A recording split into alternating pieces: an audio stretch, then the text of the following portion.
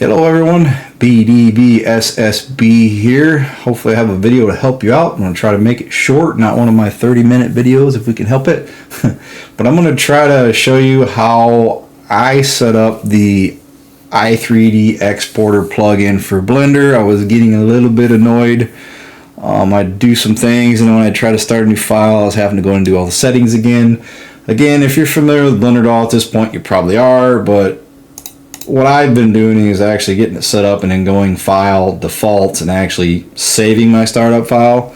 Now you don't have to do that. You can simply go file and save as and have a template file itself. But just to kind of show you what I'm talking about is I would come in, I'd hit N for the tools, and sometimes this would be here, sometimes it wasn't, like the exporter itself.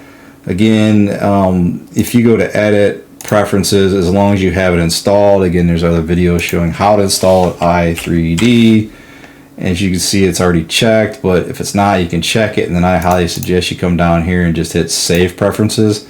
That way, at least if you open it up again, you're not going to have to redo that. But what was bothering me is I'd simply come in here, and this is what started my issues. I was coming in and selecting the shader folder and then hitting material templates, and I was getting this error, even though I'm like, well, I have the shader folder, what's happening, what's wrong? After watching a few videos, I realized, okay, well, you can't just do that. You have to actually tell it where the game location is, and under the export tab, it is here. It's just kind of, you gotta extend it out to actually see it.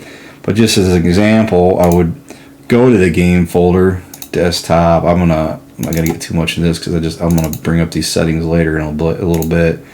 So I get this all set up, and I would save my file, thinking, okay, I'm not gonna have to do this anymore, right? Well, no, because I'd bring up Blender again, and I'd bring up the exporter.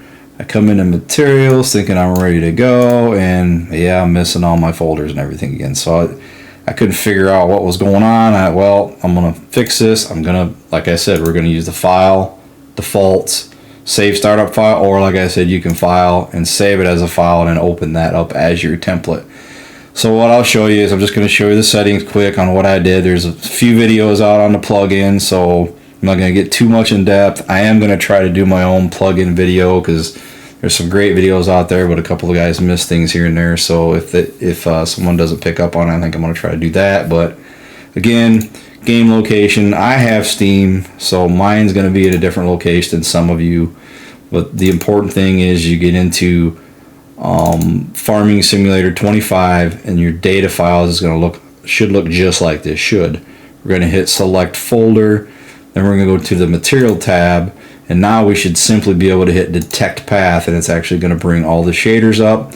And because I'm going to try to use the vehicle shader most of the time, or I will, not try, but I will, I'm going to actually even select the vehicle shader, so that way when we save this file, that's going to pop up by default. Now, another important thing, I'm going to hit N to drop that tool out.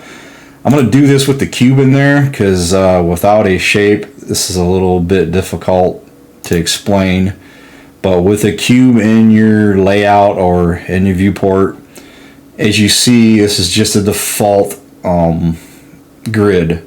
But what's cool about the later blenders is if you go into the overlay here and you go to your tiles, if we go 8 by 8, we're going to get what Giants pretty much runs off of, from what I can tell, is an 8 by 8 grid. So basically, remember from 22, you had the color mat 0, 1, 2, 3, 4, 5, 6, 7. And you had all your materials up here. So I like to have this, that way, say you're going to convert a 22 to a 25, you can see where it was at. You can look on GDN Network and bring up the material template, and you can verify what materials are what by looking at this grid. So I suggest doing this. And from here, what I do is I simply hit A, and we just delete all this stuff. That way when we open it up, we don't have the camera, the light, and everything. If you want that, great. I just don't do that. So basically, again, we have the Giants exporter with our locations in there, our materials all set up. So now when we hit file, default, save startup file, overwrite, we back out of here, don't have to save. Want to open up Blender, bam, we're ready to go to start editing or converting a file, whatever you want to do. So hopefully that was short enough. Hopefully you learned something. Hopefully I didn't waste your time, but this will be a little shorter, thankfully. So yeah, I hope this helped.